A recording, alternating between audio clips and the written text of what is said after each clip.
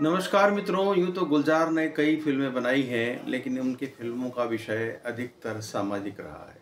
चाहे परिचय हो, चाहे मौसम हो या कोई और फिल्म हो, खुशबू हो, उनके अपना अलग ही अंदाज होता है। लेकिन उन्होंने एक बार कॉमेडी पर भी हाथ आजमाया। कॉमेडी फिल्म उन्होंने 1982 में बनाई थी, जिसका नाम अंगूर रखा गया। यह फिल्म अंग्रेजी के प्रसिद्ध नाटककार विलियम शेक्सपियर के कॉमेडी ऑफ एरर्स के पर आधारित थी। और इस फिल्म में यूँ आमतौर से जुड़वां भाइयों की कहानियाँ तो कई फिल्मों में बनी है, लेकिन इसमें 4 जुड़वां बताए गए हैं। इसमें दो के जोड़े हैं, यानी कि 2 अशोक और 2 बहादुर। इस तरह से 4 लोगों की कहानी विलियम शेक्सपियर ने भी लिखी थी और उसी को अडॉप्ट करते हुए उन्होंने अंगूर फिल्म बनाई। अंगूर नाम रखने का भी कोई कारण रहा होगा, तो इसके पीछे कारण था कि अंगूर के गुच्छे में आप यदि 4 अंगूर निकाल लें तो उन अंगूरों को पहचानना मुश्किल होता है कि ये कहाँ लगे थे, और इनके बराबर के दूसरे अंगूर भी उतने ही होते हैं। तो कुछ इस तरह से गुलजार ने सोचा कि सोच समझ करके इसका नाम रखा। हालांकि कॉमेडी ऑफ एरर्स पे पहले भी 2 फिल्में यहाँ बन चुकी। एक बंगाली फिल्म बनी थी और एक 2 दूनी 4 हिंदी बॉलीवुड वालों ने बनाई थी। बॉलीवुड में 2 दूनी 4 बनी थी, हालांकि वो सफल तो नहीं कहा जाएगा, लेकिन ठीक ठाक चली थी। लेकिन फिर भी गुलजार ने जब कॉमेडी के जोनर पर फिल्म बनाने का सोचा तो उन्होंने स्क्रिप्ट विलियम शेक्सपियर के नाटक को आधार बनाकर लिखी, और हुबहू तो नकल नहीं है, लेकिन इसमें काफ़ी कुछ चेंजेस किए हैं। फिर भी मूल कहानी तो वही थी। मूल कहानी में क्या होता है कि इसमें एक सेठ होते हैं जो विलायत जाते हैं। ये पुरानी समय की बात है, जब यहाँ अंग्रेजों का शासन हुआ करता था।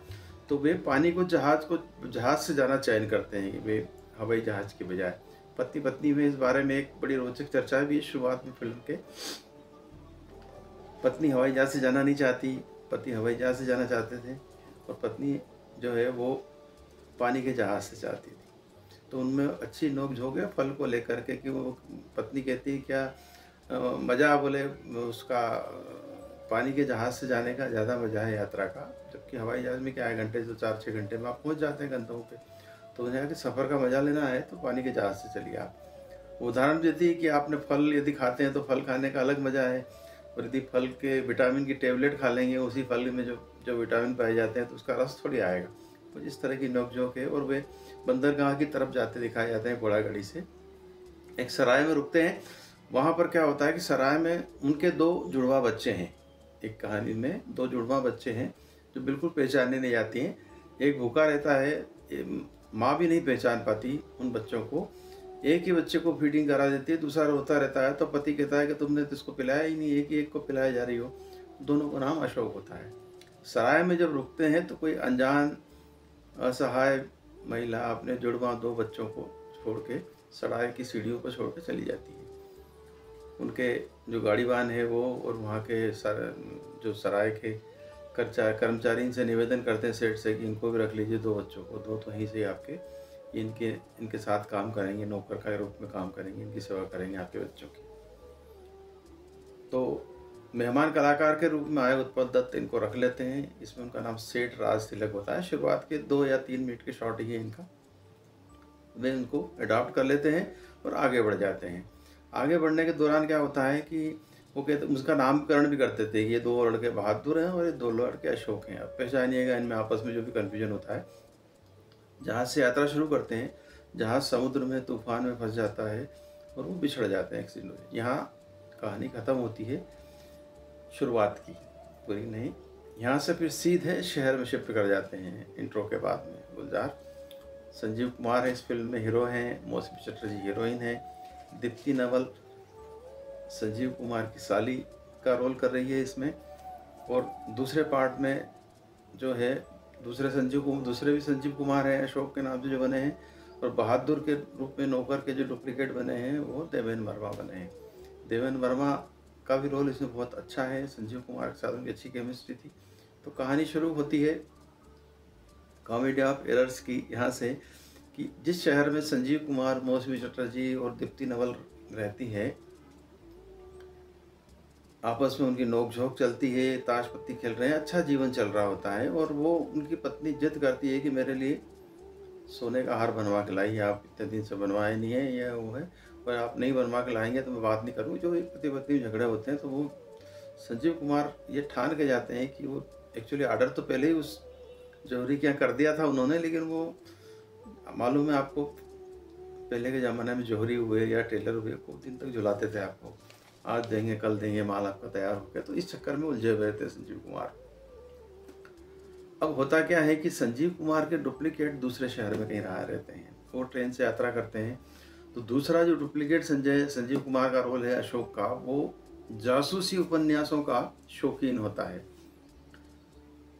वो पढ़ता है और पढ़ पढ़ के डरता है और शक करता है कि सब तरफ उसको शक नजर आता है, ये भी षड्यंत्र कर रहा है, वो भी षड्यंत्र कर रहा है।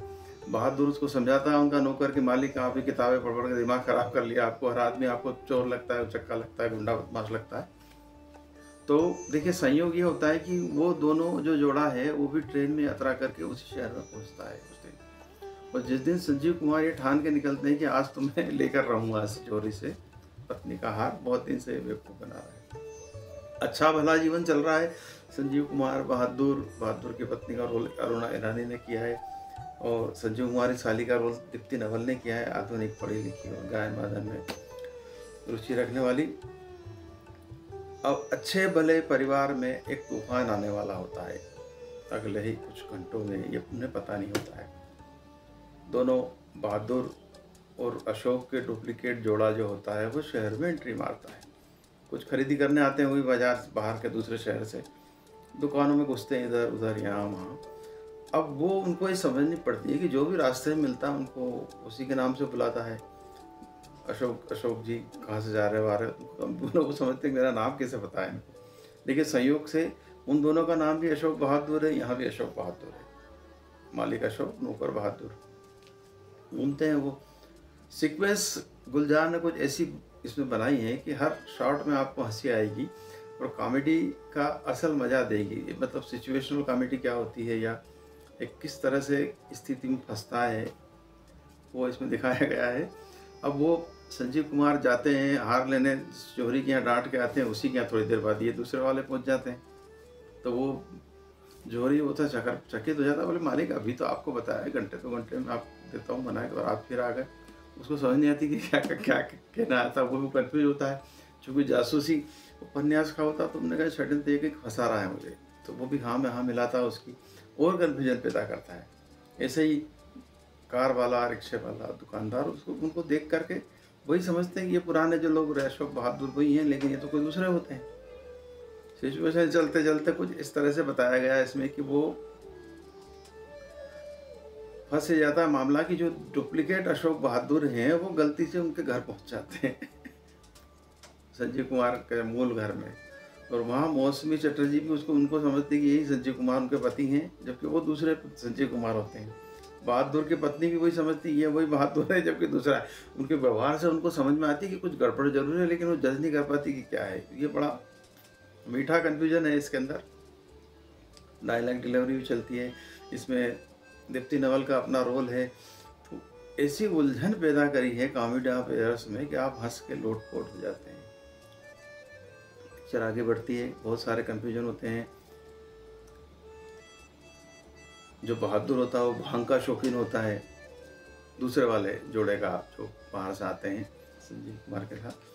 तो वो वहाँ उनके घर में जाके सबको भांग खिला देता है, वो मौसमी चटर्जी को, दीप्ति नवल को, इनको हंसी मजाक हंसते रहते हैं भांग के भजिए खा खा के। और एक आध जगह तो बड़ा अच्छा डायलॉग है मौसमी चटर्जी का कि कुर्ता बदलो, ये बदलो। बोले नहीं उतार दूँगा मैं कपड़े अपने कुछ तो बोले आपको कोई बिना कपड़ों के नहीं देखा है क्या। मतलब ऐसा फिल्म में वो रचा है संसार कॉमेडी का, गुलजार नहीं कि मजा आ देता है बिल्कुल, और कॉमेडी चलती रहती है। अंततः ये होता है कि वो फिर जब पता लगता है कि भाई ये तो दोनों 4 हैं, 2 की जगह 4 हैं, दो अशोक और 2 बहादुर हैं, ये पोल खुलती है तो फिल्म का सुकांत होता है। और अपने किए हुए बातचीत के करी हुई जो चीज़ें घटनाक्रमों को लेकर के शर्मिंदगी भी होती है कि हमने इनसे ऐसा व्यवहार कर लिया, हमसे और कभी ये कर ले। पति मान के यदि मैं इसके साथ पति का धर्म निभा लेती तो कितना गजब हो जाता है, ये इस तरह का अफसोस उसमें दिखाया गया है। तो फिल्म बहुत अच्छी है, फिल्म के बारे में बताया जाता है कि जब ये फिल्म लिख रहे थे, इसकी स्क्रिप्ट गुलजार ने इसकी स्क्रिप्ट भी लिखी है, गीत लिखे हैं और निर्देशन भी किया है, ऑल इन वन पूरा उनके दिमाग की उपज ये फिल्म थी। तो फिल्म जब लिखी गई तो गुलजार के दिमाग में rdburman और संजीव कुमार तो बिल्कुल तय थे कि ये तो इसमें काम करेंगे ही। rdburman का तो संगीत होगा, RD से उनकी काफ़ी मित्रता थी और काफ़ी रेपो था। और दूसरा संजीव कुमार के साथ में उनकी बहुत पुरानी और बहुत काफ़ी दोस्ती कहें या मित्रता जो भी है, इसके अलावा व्यावहारिक संबंध भी थे। और संजीव कुमार की एक्टिंग के वे कायल थे, वो जो वो काम देते थे उससे दुगना रिटर्न करके दे देते। फिल्म मेकिंग के दौरान कई ऐसे किस्से भी हुए कि गुलजार को दीप्ति नवल के साथ कंफर्टेबल फील नहीं हुआ। दीप्ति नवल के बारे में उन्होंने कहीं एक बताया है कि वो काफ़ी एकेडमिशियन थी, काफ़ी पढ़ी लिखी एक्टर थी और हर चीज़ में वो चाहती थी कि वो जो डिलीवरी करें वो उनके हिसाब से करें।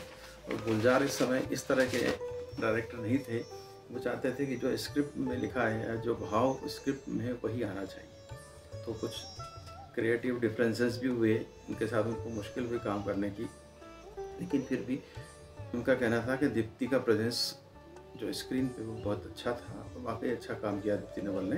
एक गीत भी है जो उसके अंदर उन्होंने गाया है किसी फंक्शन में कि रोज़ रोज़ डाली डाली से जाए भंवरा करके, RD ने बहुत अच्छी कंपोजिंग की उसकी। तो दीप्ति संजीव कुमार तो पहले से दिमाग में थे, दीप्ति नवल ने भी अच्छा काम किया। ऐसी हीरोइन चाहिए थी उन्हें गुलजार को कि जो बड़ी चुलबुली हो, हिलंदर स्वभाव की हो और स्पॉन्टेनियस एक्टिंग करे। तो वे मौसमी के काम को उन्होंने कई 1-2 फिल्मों में देखा था। हेमंत कुमार के लिए गुलजार पहले ही काम कर चुके थे, खामोशी में उनके गीत लिखे थे। खामोशी के हेमंत कुमार संगीतकार थे, वो मौसमी चटर्जी के ससुर थे। मौसमी के पति से भी गुलजार की जान पहचान थी, तो उन्होंने प्रपोज किया वहाँ जाकर कि ऐसी ऐसी फिल्म है, इसमें मौसमी चटर्जी तैयार हो गई और उन्होंने भी बेहद उम्दा भूमिका निभाई है और जैसे कैरेक्टर को डेवलप करना चाहते थे लगभग वही का वही मौसमी ने उसमें काम दिया। उनके काम से गुलजार काफ़ी खुश थे। अब संजीव कुमार की बात आती है तो संजीव कुमार तो उनके बहुत ही प्रिय और लाडले कलाकार थे और केवल संजीव कुमार को ही ये आज़ादी थी गुलजार की फिल्मों में कि वे उनके लिखे डायलॉग और स्क्रिप्ट को अपने हिसाब से इम्प्रोवाइज कर सकते थे। वो इसलिए कि जो जहाँ पॉज लेना है, जिस तरह के डायलॉग बोलना है, वो काम ऐसा करके दिखाते थे संजीव कुमार कि गुलजार जो सोचते थे उससे 2 गुना उनको मिलता था। इसलिए उन्हें काफ़ी क्रिएटिव लिबर्टी दी हुई थी गुलजार ने। एक दफ़ा की बात है, गुलजार ने उनके साथ परिचय फिल्म में भी काम किया, परिचय डायरेक्ट की थी गुलजार ने। तो परिचय में उन्होंने बुजुर्ग का रोल किया है संजीव कुमार ने। तो उसमें जो बीती ना बिताई रेना ये गीत बजता है और वो सीढ़ियों से उतरते हैं बुजुर्गवार, और गीत के हर बोल के साथ उनका जो एक्सप्रेशन उनके चेहरे से आता है और वो जो एक्टिंग की है कमाल की, तो उससे गुलजार एकदम फ्लैट हो गए, फिदा हो गए। और उन्होंने संजीव कुमार से कहा कि जो चाहे मांग लो, आज मैं इतना खुश हूँ आपकी एक्टिंग से। तो आप बताइए संजीव कुमार ने क्या मांगा था तब? एक जगह बताया गुलजार ने कि उन्होंने कहा कि भाई गुलजार अब आप पान खाना छोड़ दीजिए। गुलजार को पान बहुत पसंद थे, किवाम वाले पान खाते थे, इससे शायद संजीव कुमार को तकलीफ़ थी, शर्मिला टैगोर को तकलीफ़ थी, उस फिल्म में शर्मिला टैगोर थी। दोनों ने मिलकर कहा कि भाई ये पान खाना छोड़ दो, और उसी दिन से गुलजार ने पान खाना छोड़ दिया। देखिए ये डेडिकेशन होता है। फिल्म में संजीव कुमार के रोल के लिए तो वाकई वो बहुत ही खुश हुए और ये फिल्म उस दौर में 1982 में रिलीज हुई। तो इसके साथ सुपरस्टार उस समय के अमिताभ बच्चन की बेमिसाल भी रिलीज हुई। लेकिन देखिए बेमिसाल जो है बॉक्स ऑफिस पर फ्लॉप हो गई। अंगूर सुपर डुपर हिट तो नहीं, लेकिन हिट हो गई ये फिल्म। काफ़ी क्रिटिक्स लोगों ने भी इसकी काफ़ी प्रशंसा की, हर फील्ड की प्रशंसा हुई। गुलजार ने को इस फिल्म ने एक अलग जोनर की फिल्म बनाने के मामले में भी स्थापित कर दिया। यह हुई अंगूर की कहानी, और अंगूर का नाम भी गुलजार ने शायद इसीलिए अंगूर रखा कॉमेडिया बेरर्स का, कि अंगूर के गुच्छे में आप अंगूरों को डिफरेंशिएट नहीं कर सकते। इसी तरह से जो जुड़वा बच्चे हैं उनमें पहचान करना कठिन होती है। आज बस इतना ही। नमस्कार, हरीश शर्मा जी।